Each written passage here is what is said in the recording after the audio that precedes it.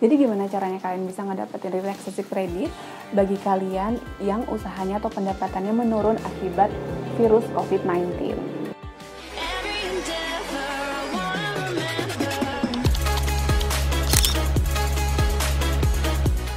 Hai semuanya, Assalamualaikum warahmatullahi wabarakatuh. Balik lagi di channel aku, dan kali ini aku bakal ngebahas tentang pidato Presiden Jokowi terkait pelonggaran atau relaksasi kredit bagi pelaku usaha mikro yang memiliki kredit di perbankan maupun industri keuangan non-bank seperti leasing atau finance. Nah, untuk peraturan sendiri kalian nanti bisa ngecek di Peraturan Otoritas Jasa Keuangan Terbaru nomor 11 tahun 2020 terkait relaksasi atau pelonggaran kredit tadi.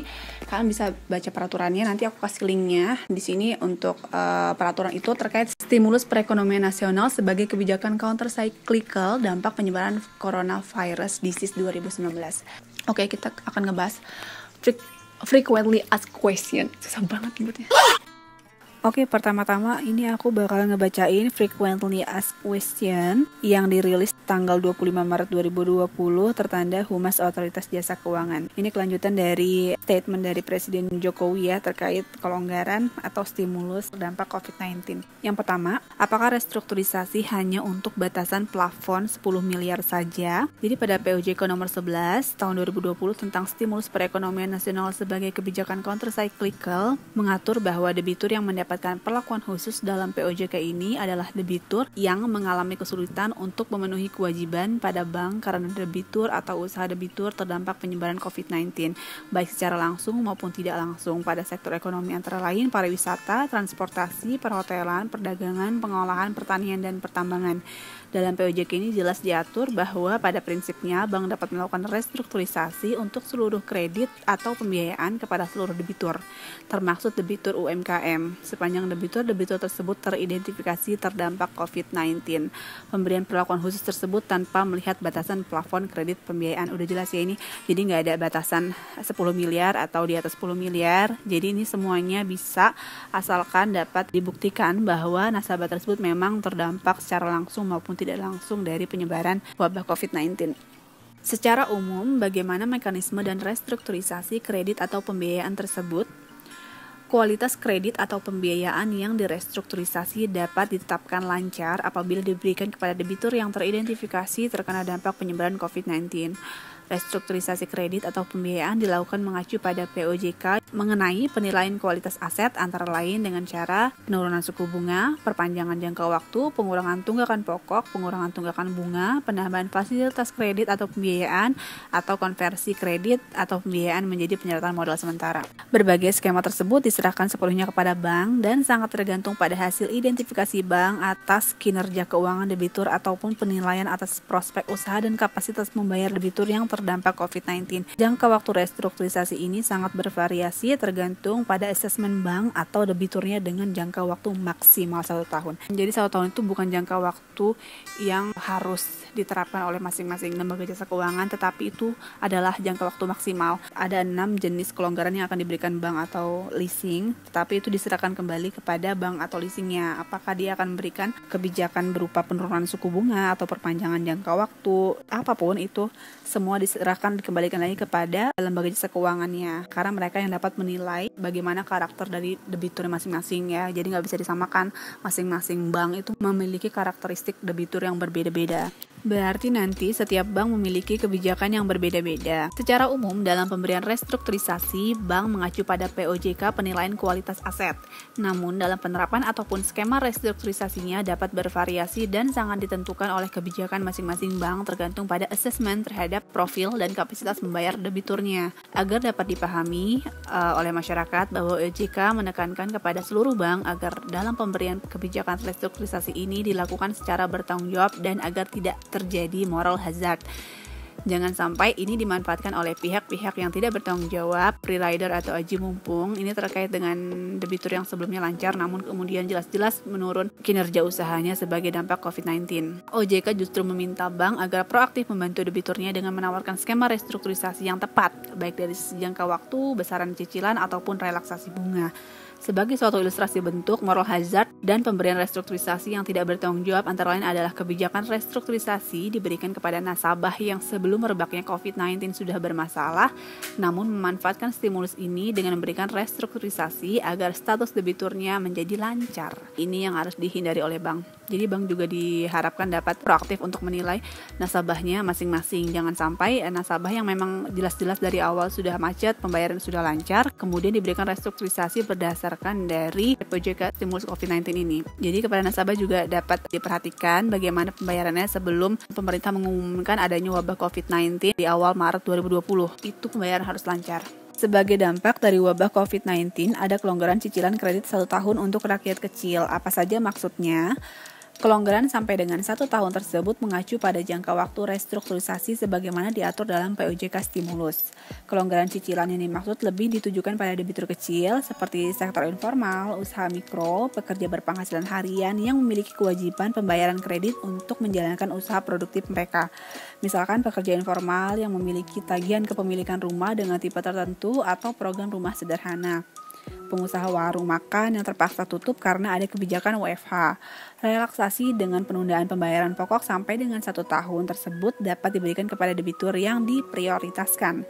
Dalam periode 1 tahun tersebut, debitur dapat diberikan penundaan atau penjadwalan pokok dan atau bunga dalam jangka waktu tertentu sesuai dengan kesepakatan ataupun asesmen bank atau leasing, misalkan 3 bulan, 6 bulan, 9 bulan, atau 12 bulan.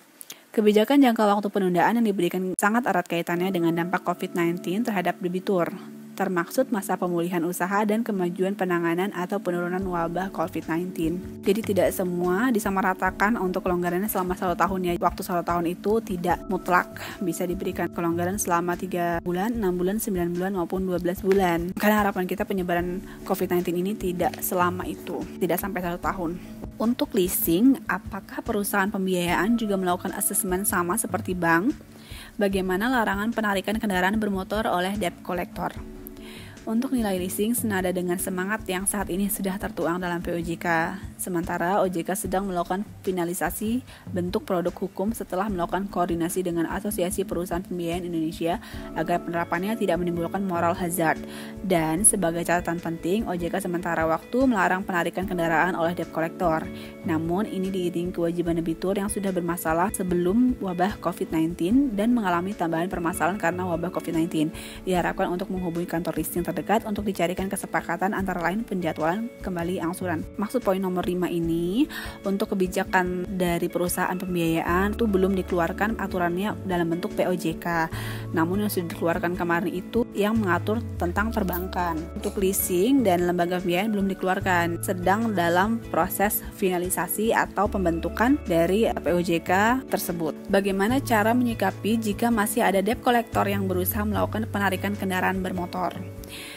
Debitur dapat memanfaatkan kesempatan untuk mendapatkan restrukturisasi, tentunya dengan mengajukan restrukturisasi kepada perusahaan pembiayaan atau leasing untuk mengklarifikasi pemenuhan kewajibannya jika memang sudah dilakukan.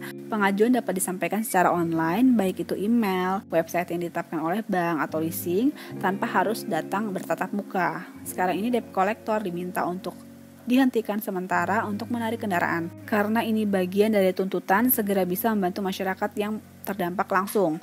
Namun demikian, kami mengingatkan apabila debitur memiliki tunggakan untuk tidak diam. Debitur harus proaktif untuk mengajukan restrukturisasi karena kalau diam ataupun menghindar berarti memang ada kewajiban yang masih harus ditunaikan. OJK juga saat ini sedang menginvestigasi karena adanya beberapa debt collector yang melakukan penagihan di luar sepengetahuan dari perusahaan leasing. Ini juga perlu hati-hati. Kalau itu debt collector dilakukan oleh perusahaan pembiayaan, bisa disampaikan kepada debt collector bahwa akan mengurus restrukturisasinya dan bisa disampaikan ke perusahaan leasing. Jadi apabila ada debt collector yang masih bertindak seperti itu, jadi kalau misalnya dari kalian menemukan debt collector yang masih melakukan tindakan-tindakan penarikan secara paksa di tengah wabah COVID ini, kalian bisa langsung melaporkannya ke pihak perusahaan atau leasing. Karena debt collector itu seperti kita tahu dia merupakan perusahaan outsourcing ya biasanya sih, karena itu perusahaan di luar perusahaan leasingnya itu, di luar perusahaan leasing atau perbankannya. Jadi dia itu perusahaan yang direkrut khusus untuk menagih hutang dari para debitur. Makanya bisa jadi mereka bertindak sendiri tanpa sepengetahuan perusahaan leasing. Bagaimana cara dan syaratnya supaya bisa mendapatkan relaksasi kredit atau leasing? Pelaksanaan restrukturisasi ini diprioritaskan untuk debitur yang memiliki itikat baik dan terdampak akibat COVID-19. Beberapa hal penting yang wajib diketahui adalah sebagai berikut. Yang pertama, debitur wajib mengajukan permohonan restrukturisasi melengkapi dengan data yang diminta oleh bank atau leasing yang dapat disampaikan secara online, baik itu email atau website yang ditetapkan oleh bank atau leasing tanpa harus datang bertatap muka. Kedua, bank atau leasing akan melakukan assessment antara lain terhadap apakah debitur termaksud yang terdampak langsung atau tidak langsung, historis pembayaran, pokok, bunga, kejelasan penguatan kendaraan, terutama untuk leasing. Jadi ini akan dilakukan analisa lagi oleh pihak bank apakah benar kalian itu adalah nasabah yang benar-benar terdampak langsung maupun tidak langsung dari penyebaran COVID-19. Jadi nggak semuanya disamaratakan, nggak semuanya bisa mendapatkan keringanan berdasarkan POJK nomor 11 ini. Bank atau leasing memberikan restrukturisasi berdasarkan profil debitur untuk menentukan pola restrukturisasi atau perpanjangan waktu. Jumlah yang dapat direstrukturisasi termaksud jika masih ada kemampuan pembayaran cicilan yang nilainya melalui penilaian dan atau diskusi antara debitur dengan bank atau leasing. Hal ini tentu memperhatikan pendapatan debitur yang terdampak akibat COVID-19. Informasi persetujuan restrukturisasi dari bank atau leasing disampaikan secara online atau via website bank atau leasing terkait. Ya ini sama ya seperti poin sebelumnya, nanti ini dari pihak banknya yang akan menganalisa lagi profil dari debiturnya. Bagaimana memperoleh lanjutan informasi dari OJK mengenai restrukturisasi kredit atau leasing? OJK akan menyampaikan OJK update berisi informasi ringkasan yang diposting di media resmi melalui media sosial seperti Instagram, Facebook, Twitter, dan informasi melalui website OJK di www.ojk.go.id atau kontak layanan OJK dengan nomor telepon 157 atau WhatsApp di 081 157 157 157. Selama working from home, layanan tatap muka di setiap kantor OJK di Jakarta dan di daerah ditutup. Nah, buat kalian juga yang mau melakukan pengecekan SLIK atau BI checking, sekarang juga harus dilakukan secara online. Kalian bisa ngecek di Instagram OJK Indonesia, kalian bisa cek di postingan OJK update tanggal 17 Maret 2020. Di situ ada postingan terbaru terkait tata cara kalian mengajukan permohonan SLIK. Yang jelas sekarang tidak bisa walk in ke kantor. Di seluruh Indonesia kalian harus masuk melalui link tersebut dan registrasi terlebih dahulu. Jadi buat kalian yang mau membaca frequently asked question atau kebijakan dari OJK ini, kalian bisa lihat di description box. Aku udah taruh linknya. Kalian bisa buka-buka juga di websitenya OJK terkait peraturan terbaru ini dan juga tanya jawab yang tadi udah aku bacain ke kalian. Semoga video ini bermanfaat buat kalian semua dan semoga kalian bisa tetap sehat. Untuk video part 1 sampai di sini dulu ya, gengs. Nah, buat kalian yang mau dengar lebih lanjut terkait tanya jawab UMKM dan ojek daring, kalian bisa langsung lanjut ke video selanjutnya. See you. Bye bye.